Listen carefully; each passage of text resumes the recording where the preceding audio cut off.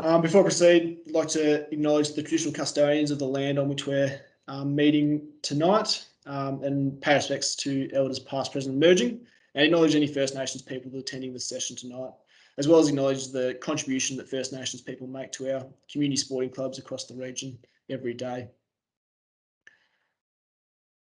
As far as tonight's session is concerned, we'll sort of cover, provide some insight into what you need to consider before you start application. We'll dive into some of the key components of the grant application and some of those key areas. I've got a few hints and ideas and a bit of a checklist that as a resource that we can sort of work through together as well, just for you to look at going forward. And then we'll sort of have a look at some potential places where you might look for grants. And as I said, at the end, we'll have a bit of time for questions. I suppose whether you're applying for big grants or small grants, this session is really aimed at covering some of the basic elements of sort of good application practice and ensuring that you hit all the key talking points. So I suppose first and foremost, when we're thinking about grant writing and applying for grants, we needed to sort of think about what we call strategic investment. So obviously grant applications can require a sort of significant amount of time and input to prepare and submit. So it's important that we're ensuring the time spent on a grant application is a really good investment from the volunteers that are offering their time to do it. So before beginning the process, it's important to assess whether the grant you're applying for is going to be a good and constructive use of your time.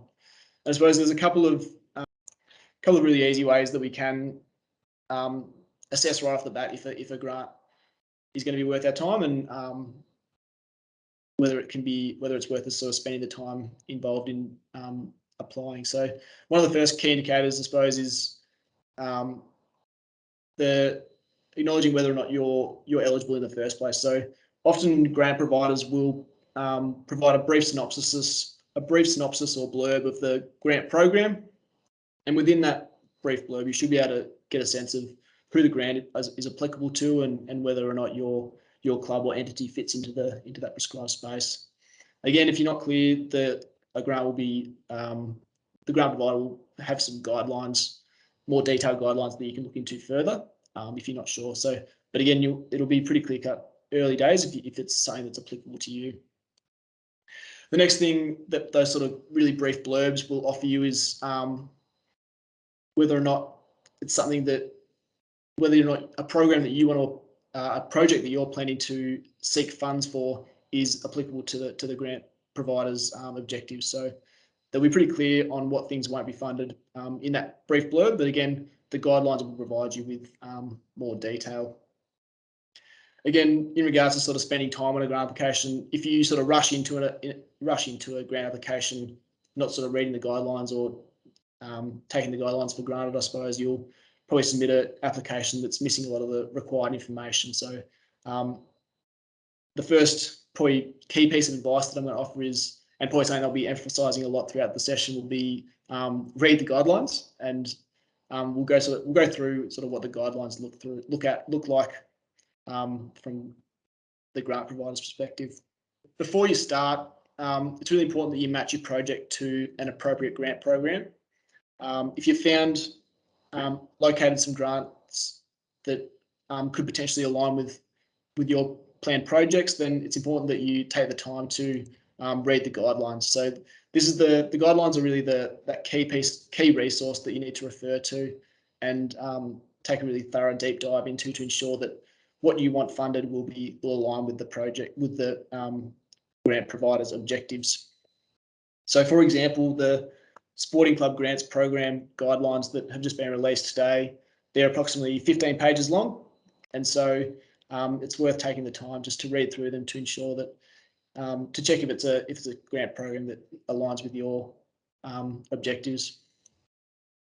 Failing that, if the grant guidelines don't provide you with that information that you need, the next best thing is to actually contact the grant provider themselves for more information, whether it's via email or phone number. Most grant providers will have a contact information that you can use to reach out to them to sort of seek some clarification on what it is they offer and what they're hoping to achieve by providing this grant.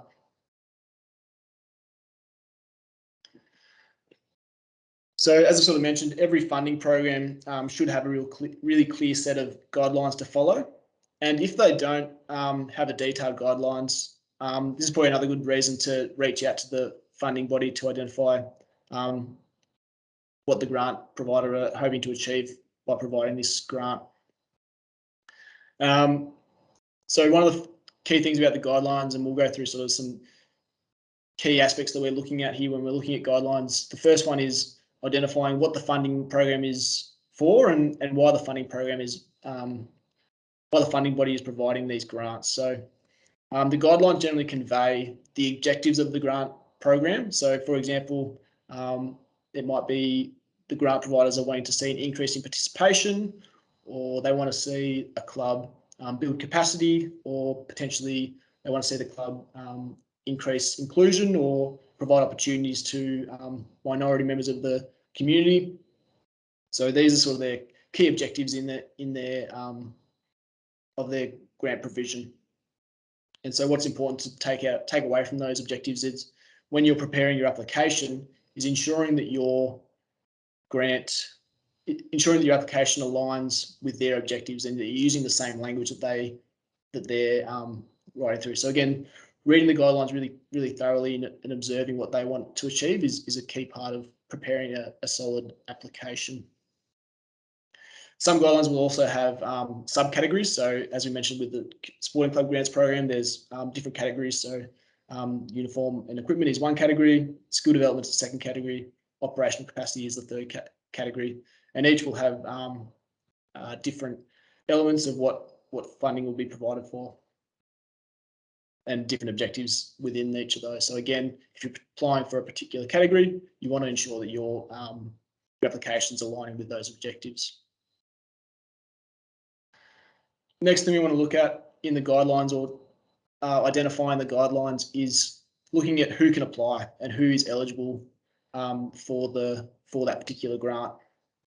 So there's normally really clear specifications of the type of organisations that can apply. So for example, not-for-profits, or it might be explicitly for incorporated associations or for company limited entities. Similarly, if it's a individual grant for athletes who are seeking support for, say, travel for national championships, the eligibility might be based on their success, or their level of competition, or their level of competition that they've reached. So it might require them to be state competitors or national competitors and that sort of thing. So again, important to understand who's eligible and what's required of them. For clubs specifically, often they need to be compliant with various codes. So the Fair Play Code is often one that the state government requires clubs to be adherent to, and other policies such as child safety and anti-doping policies that they should be compliant with as well, in order for them to be eligible to apply. So again, important that we're considering those.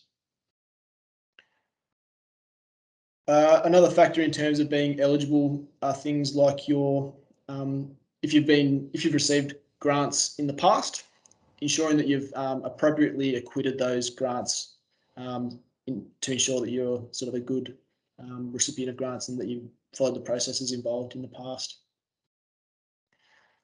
Just quickly in regards to third-party grant writers, generally third-party grant writers, they're allowed to assist in writing an application, but it's the responsibility of the club to submit it. So the club's responsible for the application, including the obligations and commitments in delivering the funded activity that will be enforced through a sort of binding agreement. So as I said, third-party grant writers can support the process, but highly advised that the club is fully responsible for ensuring the application is submitted. So if you do engage a third-party grant writer, really important that you have someone from the club responsible for sort of overseeing the application and ensuring that all the information in the application is accurate and up to date.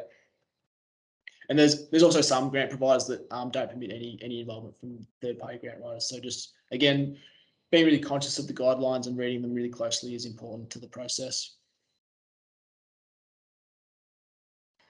Next thing we want to look at in terms of the guidelines is identifying what types of activities might be funded, and equally so identifying what activities or programs or projects won't be funded. So generally in the guidelines, this section helps clubs gauge if their project is similar to the listed examples and therefore likely to meet the guidelines. So for example, in the sport club's grant program guidelines, there's really clear examples of what can be funded, and then there's nice clear examples of what can't be funded. So again, comparing your needs at the club to what is potentially can be funded and what can't be funded is a good strategy in going forward, and really quickly identifying whether or not you should invest time in pursuing a grant that's applicable to. Again, other things we want to identify in terms of the guidelines is the actual application process itself. So every application process will have slightly different format potentially. First thing you want to look out for, again, is when the applications will open and close. So as identified with the sport and club grants, it's opened as of today and will close at the end of January on the 25th. And important that we also are aware of when notifications will be made to the successful clubs or the unsuccessful clubs. So, for example, in the guidelines for this one, it says that the clubs will be notified in April of 2022. So, being aware of all those timelines is important before you actually apply for the grant. So, for example, if you need money for an activity in early March, then you know that you're not going to be able to access that funding before then because the notifications won't be made available until April. So again, understanding the timeline so that you can appropriately spend time on the application process.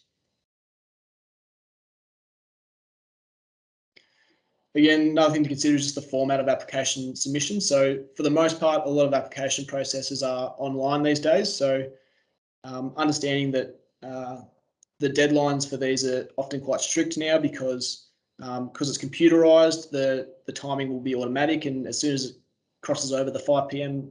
threshold or whatever the time might be, it'll immediately close and you'll be unable to submit following that. With local government council grants, for example, though, there's a lot of those are still paper-based and are based on postal submissions, that sort of thing. So again, just being aware of the format that's accepted and understanding who's involved is really key to that. Next part of the guidelines you really need to take time to consider is understanding what questions applicants need to respond to. So often there'll be requirement to provide a description of the project or the event or the program that the club is seeking funding for. Sometimes they'll ask it how it meets the objectives. So, for example, if the objectives of the grant provider are to increase participation, then you need to reflect in your brief synopsis of your program how you believe the funding will help support an increase in participation. If you can echo what they're providing the funds for, then you will have great success in meeting their objectives. Again, a key aspect of these applications is ensuring that you're nice and concise with your language. If you're trying to over-explain or waffle or overword your responses, then you'll lose traction with the assessors. So again, really important to use short, concise language that hits the key talking points and is reflective of the objectives that the provider is offering the funds for. Again, depending on the type of grant, it might help with your application if you offer some data or some evidence to support your application. So, for example, again, if we're discussing increased participation, you might identify that your club has X amount of participants and you want to increase that by a certain percentage. So identifying and providing that context for the assessors with figures and numbers is a great way to provide that visual or that metric context for assessors to get a sense of your club. For more substantial grants, funders often place a lot of weight on clubs that have sort of professionally designed plans. So things for, if you're looking at major infrastructure grants, for example, if you've got supporting documents like a strategic plan or participation plans or master plans for infrastructure works, then these can go a long way to highlighting the professionalism of your club and how and how the club will sort of implement plans going forward. That sort of is understanding the guidelines from what you need to provide in the application process. But it's also important to understand that the application process is just the first part of the process. The guidelines also provide you a sense of what happens once you've been successful. So there's other requirements that a club will need to fulfill once they've received their funding and have actioned their project. So it's important to acknowledge that winning a grant is only part of the process, and following through and completing the funded program or project is the other obligation.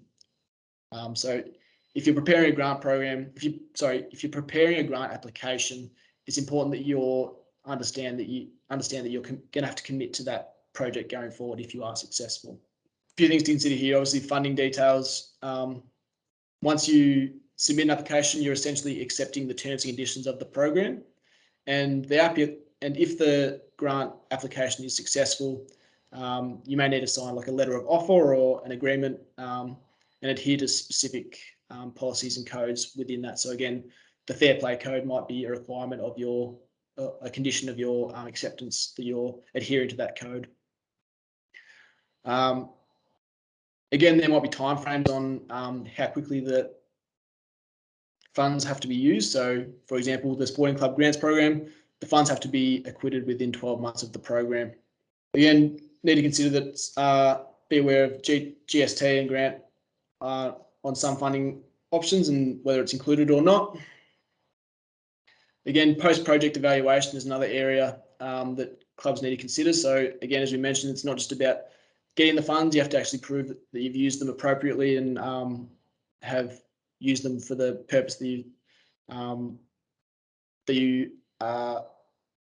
set in your application. So the type of post-project evaluation may be relative to the size of the grant. So again, a smaller project or like a purchase of equipment might just require a quick survey and evidence of the purchase. Whereas for a larger, more substantial grant programs, there might be a requirement to provide a major report. Generally speaking, with major projects, often you're doing them in collaboration with things like local government authorities. So there's that collaboration where you're supporting one another to provide and offer those reports to continue the project. In a similar sense, compliance and auditing can occur. So important that when we do purchase equipment or implement a program, that we retain the receipts and retain all the information regarding that project, so that if the grant provider doesn't audit, that you've got the evidence there to affirm that you've completed it appropriately. Some funding bodies also require you to acknowledge the funding body and acknowledge the funding body's support and promote the success of the program and acknowledge the funding body's role in that success. So again, you have to be prepared to do that if you want to accept the funds. Final two in this, just in regards to payments, obviously payment schedules are usually set out in the terms and conditions. So again, for smaller projects, potentially it's paid out in a lump sum, and then you're required to utilise it and provide receipts. But for those larger infrastructure projects or larger grant programs, there might be some milestones or hurdles that you need to achieve first before you can access the next bundle of funding. So again, just being aware of the schedule of payments is important before you commit to the application. And the final one here is just resources and additional information. As I sort of said, the guidelines provide all this information. And if you've got any questions about the grant in question, then it's important that you go back and refer to that, because there'll be, if there's parts of the grant program that you're not sure about, then the additional resources and information will give you ideas about who to contact, who the best person is to contact, and getting advice on completing the process. And I suppose to streamline that process, I just want to show you a sort of a checklist. So this is basically a checklist of the grant process, and will help you sort of streamline some of the key information, so that when you have a program in mind that you need funding for, you can have this sort of this document ready to go, and then when an appropriate grant comes across, then you can really quickly fill out and prepare the submission. So I think often with grants, the window for the application process is quite short. For example, the sporting club grant program is only open for a couple of months. So if you, which is fairly significant for a grant application, generally they're only sort of a month or 3 weeks sort of time span. So 2 months is a really good allotment of time to prepare a grant application, but sometimes the preparation time is limited. So to have the document ready to go where you can essentially just take the information and translate it to the application is really beneficial. So again, this is just provide you with this sort of basic information that you can sort of translate straight in. So the organisation and all your essential contact information.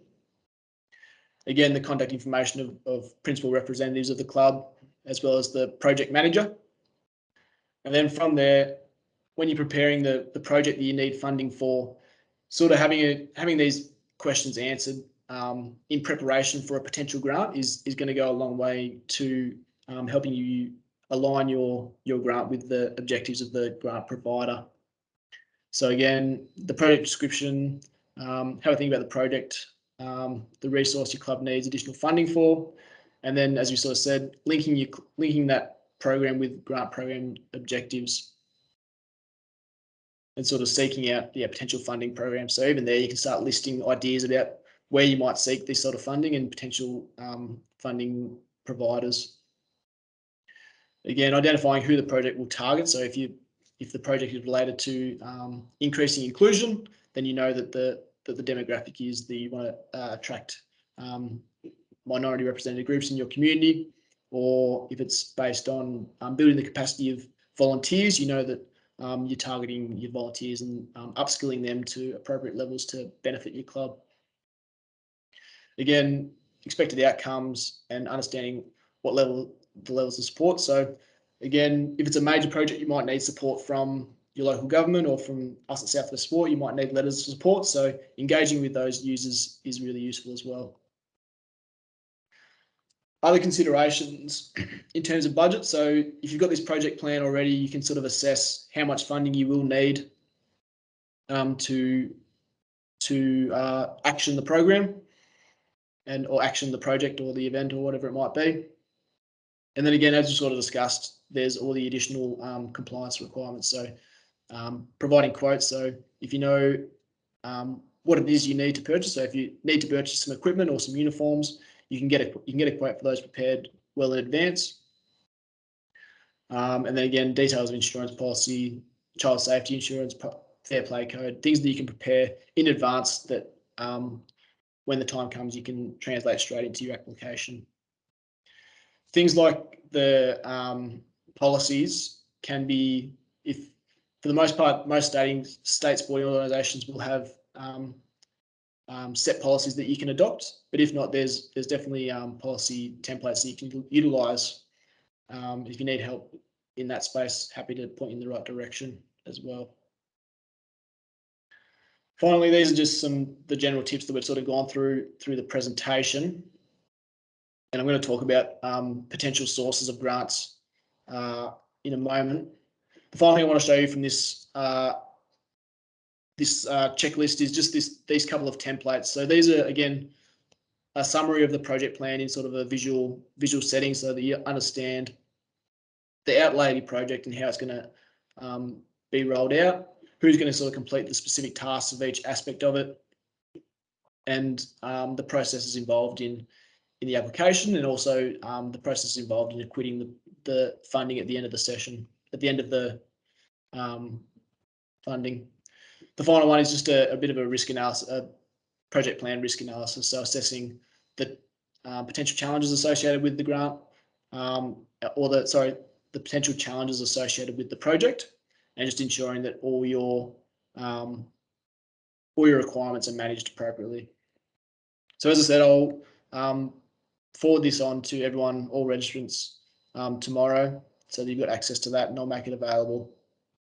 Just before we wrap up the presentation side of things, just a last one on where to sort of look for grants. So this is probably arguably the most important part, is understanding where we can sort of find grants. So at Southwest Sport, we've got a dedicated grant webpage that we sort of update fairly regularly.